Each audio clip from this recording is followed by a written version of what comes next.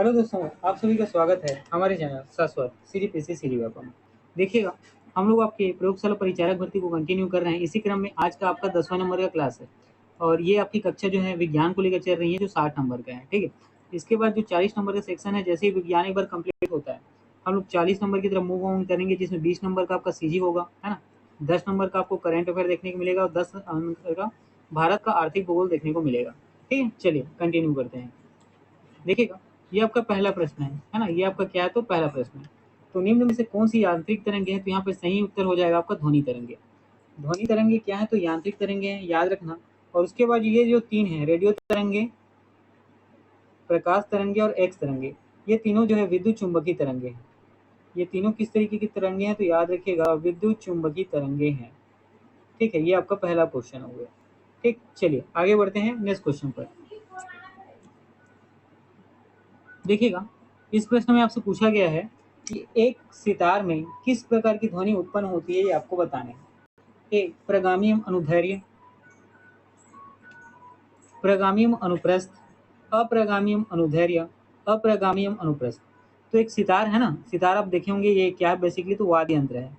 लगभग गिटार के समान रहता है ना, गिटार के समान रहता है, लेकिन इसका जो गोल वाला हिस्सा होता है, ठीक है, वो क्या होता है, नीचे की ओर लगभग लगभग आपको हेमिस्फीयर जैसा दिखता है। ठीक, तो सितार जो ध्वनि उत्पन्न करता है वो किस प्रकार का होता है, तो याद रखिए अप्रगामी है और साथ ही अनुप्रस्थ है ना। सितार जो है, जो ध्वनि उत्पन्न करता है वो क्या है, तो अप्रगामी और अनुप्रस्थ है। ठीक, चलिए आगे बढ़ते हैं। देखिएगा, ये आपका अगला प्रश्न है। बेतार की तार का संपर्क, है ना, पृथ्वी के धरातल को परिवर्तित किया जाता है। ठीक, ए ट्रोपोस्फीयर द्वारा, बी स्ट्रेटोस्फीयर द्वारा, सी आयनोस्फीयर द्वारा और डी एक्सोस्फीयर द्वारा, है ना। तो बेतार के तार का संपर्क जो है पृथ्वी के धरातल को परिवर्तित करता है, किसमें, तो याद रखिएगा सी आयनोस्फीयर द्वारा। किसके द्वारा, तो ऑप्शन सी यहाँ पर सही उत्तर हो जाएगा, आयनोस्फीयर द्वारा। ठीक, चलिए आगे बढ़ते हैं। ये देखिएगा आपका अगला प्रश्न है और इस प्रश्न में आपसे पूछा गया है कि कौन सी तरंगे जो हैं शून्य में संचरण नहीं करती हैं, है ना, शून्य में संचरण नहीं करती। इसका मतलब क्या पूछा गया, निर्वात में, है ना। इसका मतलब सीधा सीधा क्या है, तो निर्वात में। ठीक, निर्वात या शून्य, इसका मतलब क्या है, दोनों एक ही है ना। निर्वात या शून्य दोनों का मतलब क्या होता है, एक ही होता है। तो कौन सी तरंगे जो है शून्य में या निर्वात में संचरण नहीं करती हैं, तो यहाँ आपका सही उत्तर हो जाएगा ए प्रकाश, सी ध्वनि, बी उष्मा, डी इलेक्ट्रोमैग्नेटिक। तो यहाँ पर सही उत्तर हो जाएगा ऑप्शन सी, है ना, ध्वनि। अब निर्वात कहाँ है, तो ध्यान रखिएगा चंद्रमा में आपको देखने को मिलता है ना। चंद्रमा में क्या देखने को मिलता है, निर्वात देखने को मिलता है, मतलब वहाँ शून्य देखने को मिलता है, जिसके कारण पास पास खड़े दो व्यक्तियों को भी एक दूसरे की आवाज़ क्या है, सुनाई नहीं देती है। ठीक है, चलिए आगे बढ़ते हैं। देखिएगा, ये आपका अगला प्रश्न है ना, ये आपका अगला प्रश्न है और इसमें बोला गया कि कॉस्मिक किरणें किस प्रकार की किरणें हैं, आपको बताना है। आवेशित कण है, बी अनावेशित कण है, सी आवेशित और अनावेशित दोनों हो सकती हैं, डी उपरोक्त में से कोई नहीं। तो कॉस्मिक किरणें किसे हैं, तो ऑप्शन ए आवेशित कण है, याद रखना है आपको, है ना। कॉस्मिक किरणें कैसी है, तो याद रखिएगा ऑप्शन ए आवेशित कण है।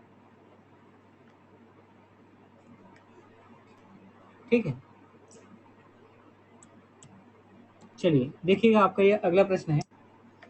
इसमें बोला गया है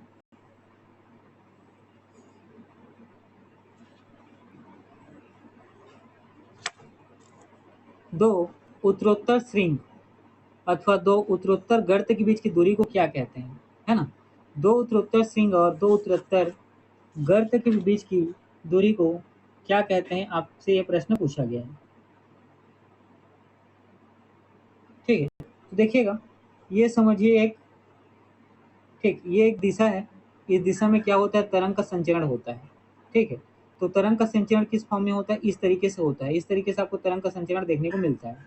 ठीक है, तो यहाँ पे जो ऊपर का ऊपर वाला हिस्सा है, ये इसका क्या कहलाता है, तो याद रखिएगा ये इसका कहलाता है श्रृंग, है ना। ऊपरी ये जो हिस्सा है, ये कहलाता है क्या, तो श्रृंग। और नीचे का ये जो हिस्सा है, ये कहलाता है गर्त। तो यहीं पर प्रश्न पूछा गया है, दो उत्तरोत्तर श्रृंग और दो उत्तरोत्तर गर्त के बीच की दूरी को क्या कहा जाता है। ठीक है, ये जो यहाँ से यहाँ दूरी है, इसको हम लोग लैम्डा से रिप्रेजेंट करते हैं, तो इसको क्या कहा जाता है, ये प्रश्न आपसे पूछा गया है।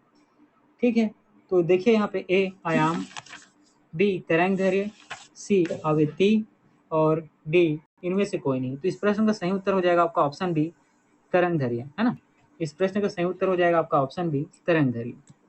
चलिए देखिए, आपका ये अगला प्रश्न है,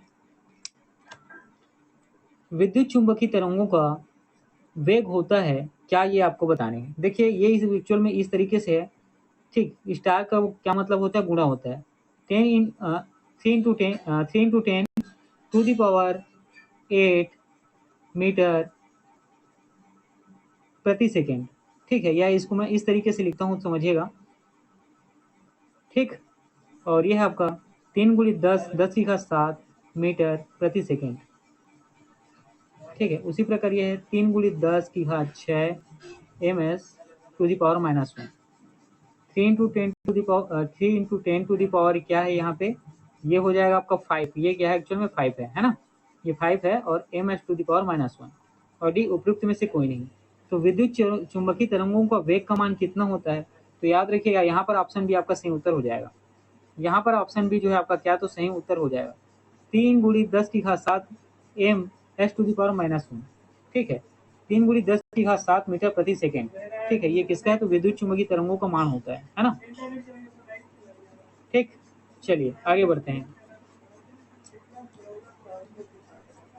देखिएगा ये आपका अगला प्रश्न है ना, ये आपका अगला प्रश्न है।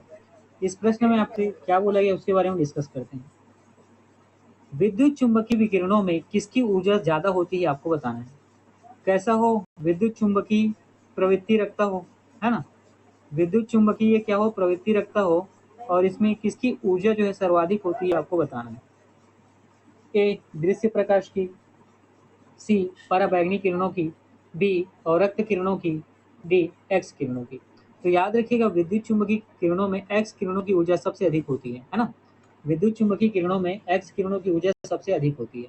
चलिए यहाँ पे देखिएगा, जैसे कि देखिए यहाँ पे, है ना, हम लोग कुछ क्रम देखते हैं, समझने की कोशिश करिएगा। माइक्रोवेव, रेडियो तरंगे, ठीक है। क्या, तो रेडियो तरंगे, ठीक। रेडियो तरंगे की क्या होती है, ये कम होती है ना। रेडियो तरंगे की क्या होती है, कम होती है। रेडियो तरंगे से ज़्यादा किसको होता है, आपका माइक्रोवेव का होता है। किसको, तो माइक्रोवेव का। माइक्रोवेव से ज़्यादा कौन सी किरण का होता है, तो अवरक्त किरण का होता है। अवरक्त किरण से ज़्यादा किसका होता है, तो दृश्य किरण का देखने को मिलता है। दृश्य के बाद आपको पराबैंगनी किरण का देखने को मिलेगा, और पराबैंगनी किरण के बाद आपको एक्स किरण, है ना। किसका, तो एक्स किरण का। और एक्स किरण के बाद आपको देखने को मिलता है गामा किरण का। किसका, तो गामा किरण का। ये सीक्वेंस याद रखना इंपॉर्टेंट है। तो विद्युत चुंबकीय विकिरण में ऊर्जा किसकी ज्यादा होती है, तो याद रखिएगा सबसे ज्यादा गामा किरण की होती है। तो यहाँ पे रेडियो तरंगे, उससे ज्यादा माइक्रोवेव, उससे ज्यादा अवरक्त किरण, उससे ज्यादा दृष्टि आपका ये जो है दृश्य, है ना, दृश्य प्रकाश का, फिर पराबैंगनी किरणों का, फिर एक्स किरण का, फिर गामा किरण का, ठीक है। इतनी चीजें आपको याद रखनी है। चलिए आगे बढ़ते हैं।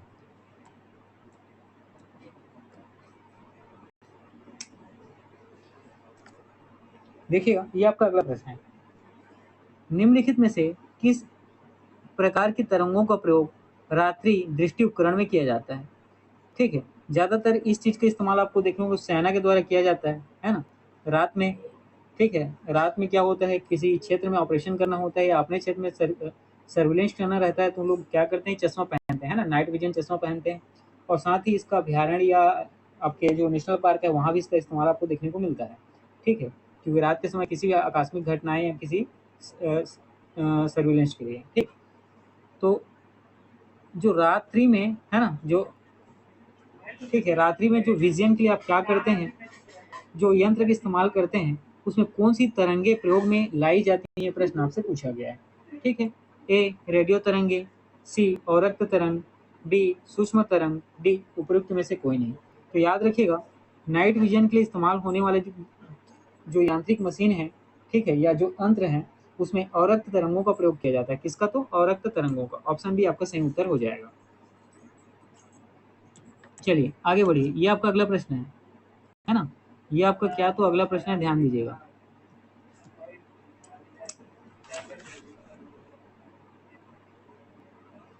ठीक है, सामान्य टीवी रिमोट कंट्रोल में उपयोग की जाने वाली तरंगों में होती है किरण की कौन सी होती है, ठीक है। सबके घर में टीवी है, टीवी में क्या होता है, आप कंट्रोल किससे करते हैं, रिमोट के माध्यम से करते हैं। तो उस रिमोट में कौन सी तरंगे काम करती हैं, ये प्रश्न आपसे पूछा गया है। ए एक्स किरण, डी पराबैंगनी किरण, सी अवरक्त किरण, और डी गामा किरणें। तो यहाँ पर आपका सही उत्तर हो जाएगा सी, अवरक्त किरण, है ना। जो हमारे घर में जो टीवी हम इस्तेमाल करते हैं उसके रिमोट में जो सेंसिंग लगा होता है, जो कंट्रोल करता है, वो कौन सी किरण है, तो अवरक्त किरणें हैं। ठीक, चलिए देखिएगा, ये आपका अगला प्रश्न है। ये आपका क्या है, तो अगला प्रश्न है ना। देखिए, इस प्रश्न में बोला गया है कि सीटी स्कैन करने में प्रयोग में लाई जाती है। ठीक, देखिएगा सीटी स्कैन एक क्या होता है, बड़ा सा मशीन होता है। ये शरीर की बेसिकली क्या है, आंतरिक भागों की, है ना, आंतरिक भागों में जो परेशानी होती है, शरीर के आंतरिक भाग में जो परेशानी होती है, ठीक है, उसका क्या करता है, परीक्षण करता है। ठीक है, उसी तरीके की परेशानी को ये क्या करता है, बताता है। ठीक है, तो ये सीटी स्कैन मशीन ये ज़्यादातर आपको चिकित्सा के क्षेत्र में इसका इस्तेमाल होता है। ठीक, चिकित्सा के क्षेत्र में इसका प्रयोग आपको देखने को मिलता है। तो इसमें कौन सी किरणें या तरंग इस्तेमाल होती हैं, ये प्रश्न आपसे पूछा गया है। ए, अवरक्त किरणें, बी, परश्रव्य तरंग, सी, दृश्य प्रकाश, और डी, एक्स किरणें। तो याद रखिएगा, इसमें एक्स किरणें, है ना, बहुत अधिक ऊर्जा वाले एक्स किरणों का प्रयोग किया जाता है। सीटी स्कैन की मशीन में बहुत अधिक ऊर्जा वाले एक्स किरणों का क्या तो प्रयोग किया जाता है। ठीक, चलिए आगे बढ़ते हैं। देखिएगा, ये आपका अगला प्रश्न है।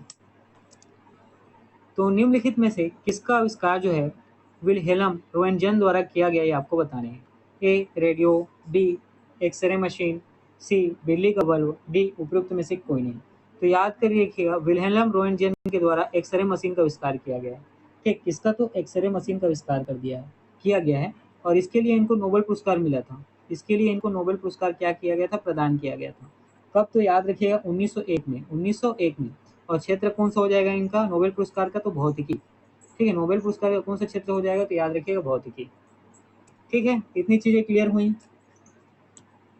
ठीक है, तो ठीक है दोस्तों, चलिए पढ़ते रहिए। आज के क्लास में इतना ही रखता हूँ, है ना। जितने भी क्वेश्चन थे सब बहुत ही इंपॉर्टेंट क्वेश्चन है ना। इस तरह के क्वेश्चन को आप पढ़ेंगे, रिविजन करते रहेंगे, आपकी क्लास कंटिन्यू आगे बढ़ती रहेगी। ठीक है, तो चलिए हम लोग आपके परिचारक का लगभग, ठीक है, परिचारक को लगभग हम लोग पूरी तरीके से कंप्लीट कर लेंगे, है ना। आपके पेपर के पहले तक हम परिचारक के पूरे सिलेबस को पूरा करने की कोशिश करेंगे। और एक बार जब ये एमसीक्यूज आपका खत्म हो जाएगा, ठीक, एक बार ये एमसीक्यूज हो जाएगा, तो फिर जो इम्पोर्टेंट टॉपिक है ना, इम्पोर्टेंट टॉपिक है, इसका मैं आपको डिटेल क्लास लाऊंगा। इसका मैं डिटेल आपके पास, है ना, डिटेल थ्योरी वाले क्लास लाऊंगा। ठीक, चलिए आगे, चलिए आज के क्लास में इतना ही रखता हूँ, पढ़ते रहिए।